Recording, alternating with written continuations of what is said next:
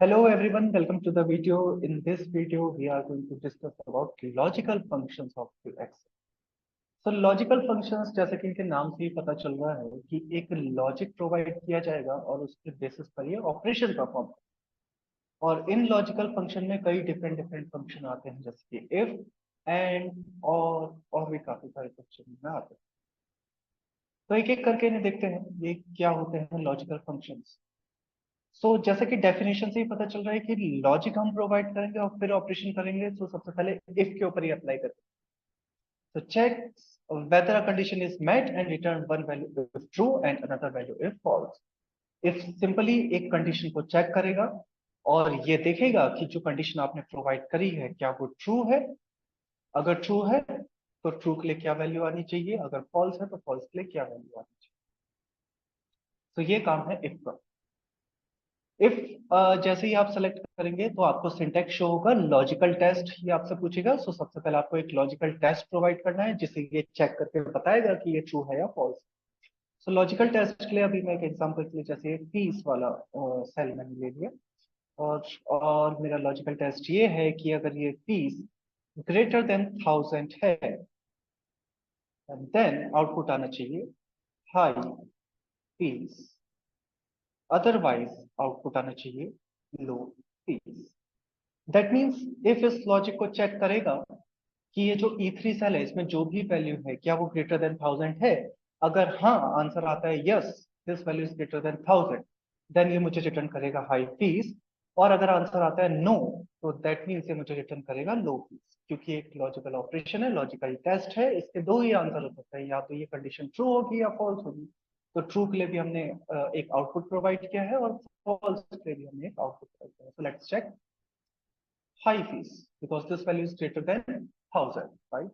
अगर हम इसे ट्रैक करेंगे तो ये सभी के लिए अपने आप सेट कर लेगा। जहां पर 1000 से नीचे वैल्यू है वहां पर आप देख सकते हो लो वैल्यू आ रही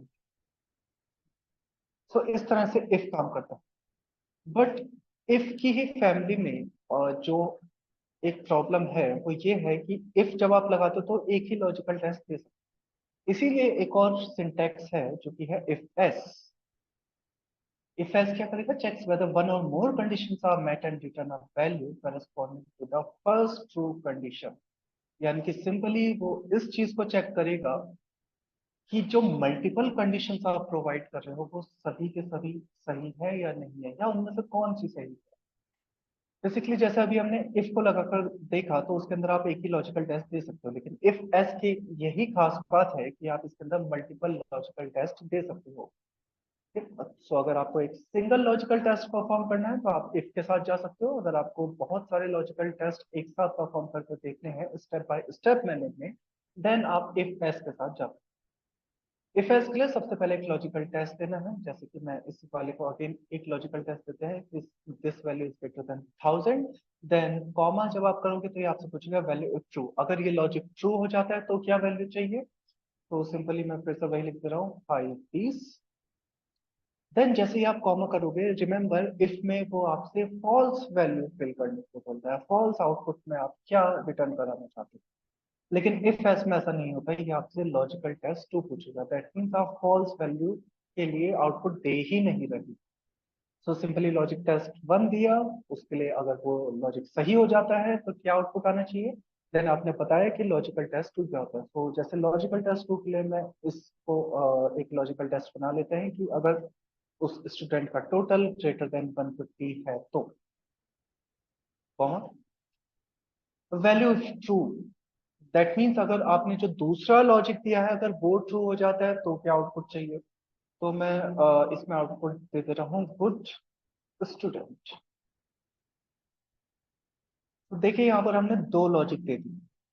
पहला लॉजिक कि क्या ये वैल्यू क्या फीस ग्रेटर देन 1000 है। सेकंड लॉजिक क्या टोटल उस स्टूडेंट का ग्रेटर देन 150 है या नहीं।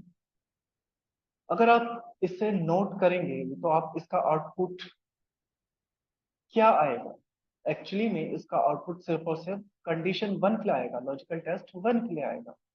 क्योंकि जब भी आप इफ एस कंडीशन लगाते हैं उस कंडीशन में ये स्टेप बाय स्टेप जाकर लॉजिक्स को चेक करता है। मान लीजिए आपने 3 लॉजिक लगा रखे हैं, सो फर्स्ट लॉजिक पहले चेक होगा। अगर फर्स्ट लॉजिक फॉल्स हो जाता है तभी वो सेकंड लॉजिक पर मूव करेगा। अगर फर्स्ट लॉजिक ही ट्रू हो जाता है तो वो उसका आउटपुट लाकर आपको दे देगा, वो सेकंड लॉजिक चेक नहीं करेगा।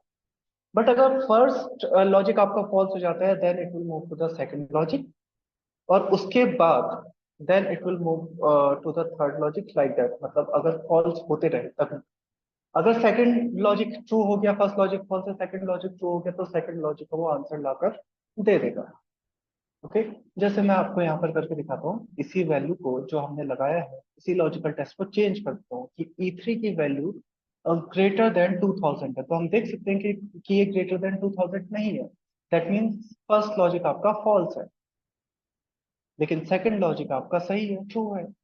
J3 is greater then 150, so this value is greater then 150। ठीक है, सो अब चेक करते हैं कि क्या आउटपुट आएगा। उसी, क्योंकि सेकंड लॉजिक ट्रू हो गया तो उसका जो हमने आउटपुट सेट किया था उसके ट्रू होने पर वही आंसर यहाँ पर आया, वही आउटपुट यहाँ पर आया। लेकिन क्या होगा अगर हम सारे के सारे लॉजिक ही फॉल्स कर दे, क्योंकि फॉल्स कंडीशन तो हमने कहीं भी स्पेसिफाई करी ही नहीं है कि फॉल्स कंडीशन के लिए क्या आना चाहिए।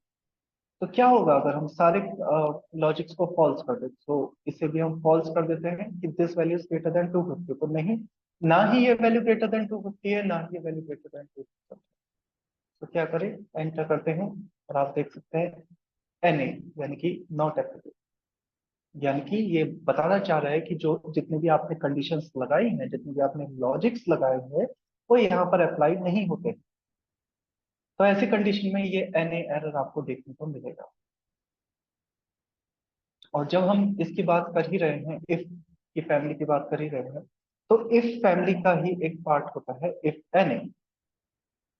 इफ एन क्या करता है, अगर किसी सेल के अंदर NA वाला एरर आ रहा है तो आप उसकी जगह पर कोई दूसरी वैल्यू बता सकते हो यहाँ पर क्या आना चाहिए। तो मैंने इस सेल का रेफरेंस दिया वैल्यू के लिए N3, और वैल्यू इफ NA, अब मैं चूज कर सकता हूँ कि अगर यहाँ पर NA है तो क्या वैल्यू है। तो मैंने चूज किया false, and then parenthesis close, enter, so you can see false आएगा। सो अगर आप इसे इफ एस के साथ यूज करना चाहते हैं तो इफ एस के साथ भी यूज कर सकते हैं। हम आगे से ही इसके इफ NA लगा देंगे और ये एक तरह से फॉल्स कंडीशन की तरह काम करेगा। तो ये देखिए अब यहाँ पर फॉल्स दे रहा है क्योंकि दोनों ही कंडीशन फॉल्स।